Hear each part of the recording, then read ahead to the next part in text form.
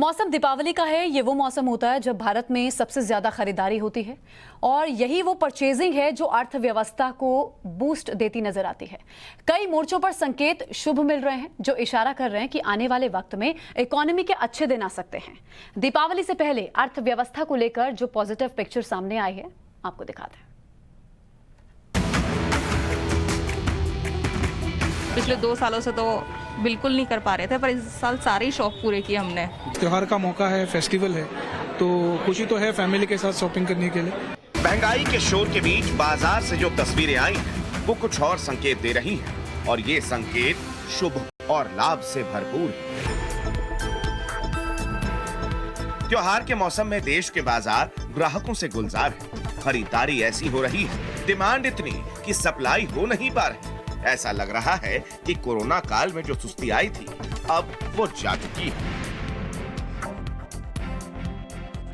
Vaccine ले ली है, सभी रिलैक्स्ड हैं, सारी छूट वैश्विक धोरणों पे दी जा रही है, तो पीपल आर वेरी रिलैक्स, बाजारों में आए हैं और खरीदारी अच्छे से कर रहे हैं।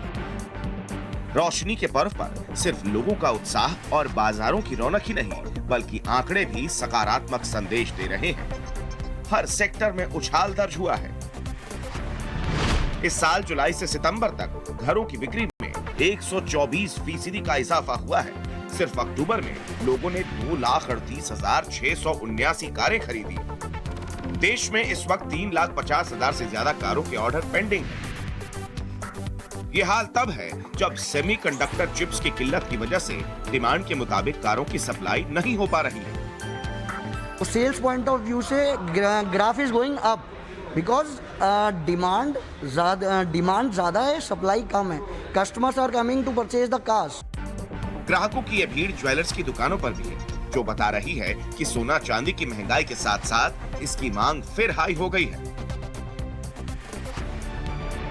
जुलाई से सितंबर के बीच की तिमाही में गोल्ड की डिमांड 78% बढ़ गई है। 2020 में यह मांग 95 टन थी, जो 2021 में बढ़कर 139 टन हो गया है।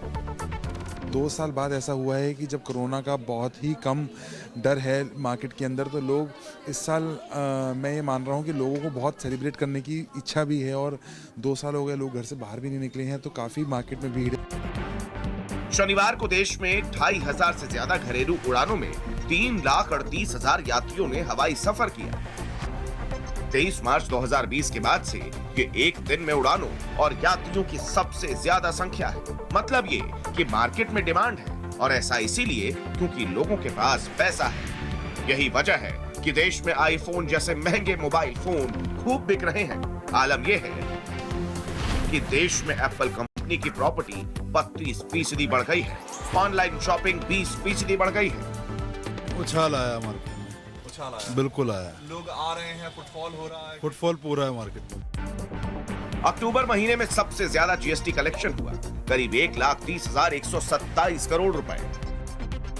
जीएसटी कलेक्शन का यह आंकड़ा भी एक प्रमाण है कि देश में लोगों की परचेजिंग पावर बढ़ी है और ये इसीलिए बढ़ी है क्योंकि प्राइवेट सेक्टर में नौकरियां बढ़ गई हैं।